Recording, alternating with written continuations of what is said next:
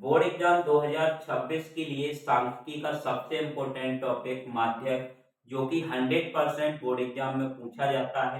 आज के इस वीडियो में माध्यक ज्ञात करने का जो तरीका है उसको समझने वाले हैं। जैसे कि बेटा हमारे पास क्वेश्चन दिया गया है, मासिक खपत और उपभोक्ताओं की संख्या। मासिक खपत वाले कॉलम को वर्ग अंतराल कहते हैं और उपभोक्ताओं की जो संख्या वाला कॉलम है इसको बारंबारिता कहते हैं। जब माध्यक ज्ञात करना हो तो सबसे पहला और सबसे जरूरी काम है सीएफ कॉलम को ज्ञात करना। सीएफ को बेटा संचयी बारंबारिता बोलते हैं। सीएफ कैसे निकालते हैं, बड़े ध्यान से समझिए। सीएफ निकालने के लिए पहली बारंबारिता को जैसा हमें दिया गया है वैसे ही लिखेंगे। इसके बाद पहली संचयी बारंबारिता और दूसरी बारंबारिता को जोड़ के यहाँ लिखना है, जैसे 4 और 5 को जोड़ेंगे तो 9 आ जाएगा।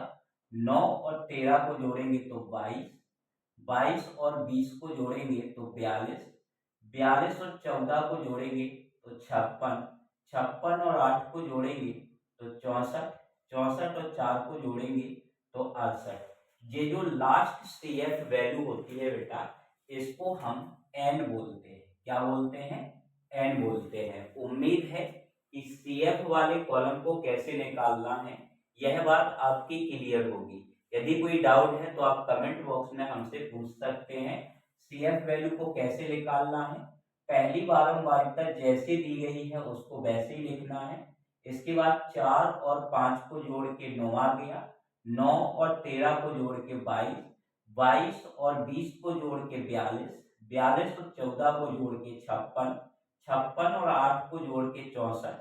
64 और 4 को जोड़ के 68 हो गया। और जो लास्ट सीएफ वैल्यू होती है उसे हम क्या कहते हैं बेटा? एन कहते हैं। पहला काम अपना कंप्लीट है। इसके बाद दूसरा काम होता है कि हमें माध्यक वर्ग की पहचान करना है। हमें क्या करना है बेटा? माध्यक वर्ग की पहचान करनी है। कैसे माध्यक वर्ग की पहचान करोगे? जो एन आया है उसको आधा करना है। जैसे यहाँ पे 68 लिखा हुआ है बेटा, तो 68 को हम हाफ करेंगे, आधा करेंगे तो हमें कितना मिलेगा बेटा? 34 मिलेगा। कितना मिलेगा? 34।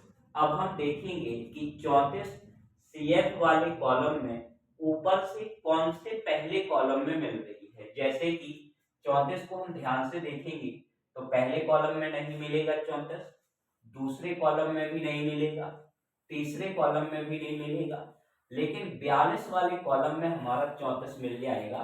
इसका मतलब है इसको हम क्या कहेंगे बेटा? इसको हम कहेंगे माध्यक वर्ग। तो माध्यक वर्ग हमारा 125 से 145 होगा। 125 से कितना होगा बेटा? 145 होगा। क्लियर होगा कि माध्यक वर्ग कैसे निकालना है। जो एन की वैल्यू होगी उसको आधा करेंगे। जैसे हमने यहाँ पे 68 को हाफ किया तो हमें 34 मिल गया। अब इस 34 को हमें ऊपर से देखना है, ध्यान देना है, नीचे से नहीं देखना है, ऊपर से देखना है। तो हम सीएफ वाले कॉलम में 34 को ढूंढेंगे तो पहले हमारे कॉलम में नहीं मिलेगा, दूसरे में भी नहीं मिलेगा, तीसरे में भी नहीं मिलेगा, लेकिन चौथे वाला जो वर्ग अंतराल है उसमें हमें कितना मिल जाएगा? 34 मिल जाएगा। इसका मतलब है कि जो माध्यक वर्ग है वो हमारा 125 से कितना होगा बेटा? 145 होगा। इसके बाद तीसरा जो सबसे इम्पोर्टेंट काम है वो है फॉर्मूले को देखना है कि हमें किस किस वैल्यू की आवश्यकता है।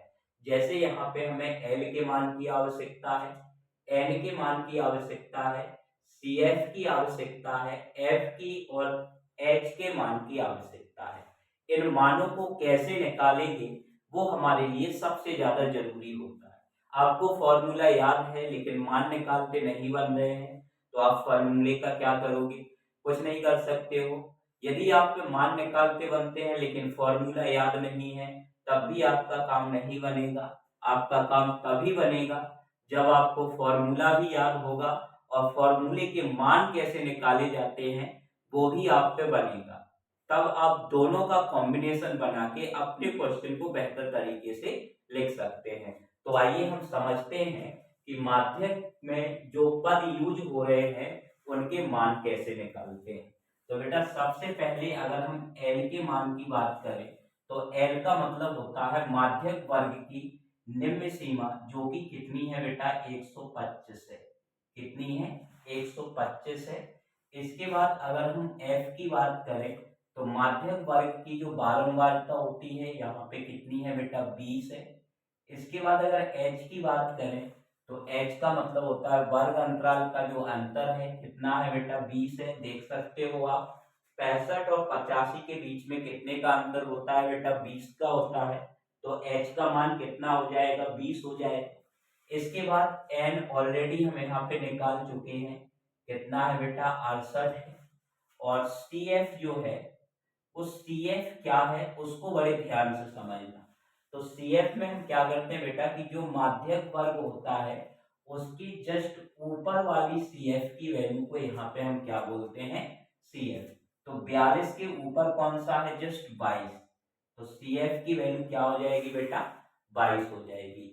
अब जो मान हमने यहाँ निकाले हैं इन मानों को हमें अपने फॉर्मूले में रखना है और सॉल्व करके हम बता देंगे कि आंसर कितना आ गया है। तो यहाँ पे मान रखते हैं बेटा। सबसे पहले एल का मान रखेंगे, कितना निकाला है एल का मान 125, तो 125 हो जाएगा। प्लस एन का मान कितना है बेटा 68 बटे में 2 माइनस सी एफ का मान कितना निकाला है बेटा 22, तो यहाँ पे 22 हो जाएगा बटे एफ का मान 20 है और एच का मान भी क्या है बेटा 20 है। यहाँ पे 20 से 20 कट जाएगा तो 125, 2 से 68 को काटेंगे तो कितना आ जाएगा बेटा 34 माइनस 22। यहाँ पे 125 प्लस 34 में से 22 जाएगा तो 12 बचेगा और 12 और 125 को जोड़ेंगे तो 137 हमारा बेटा यहाँ पे आंसर हो जाएगा। यदि आपका माध्यक क्लियर है तो एक प्यारा सा कमेंट करें, और यदि आपका कोई क्वेश्चन डाउट में है, कोई क्वेश्चन नहीं बन रहा है तो आप एक बार कमेंट जरूर करें। आज की वीडियो में इतना ही, मिलते हैं किसी नेक्स्ट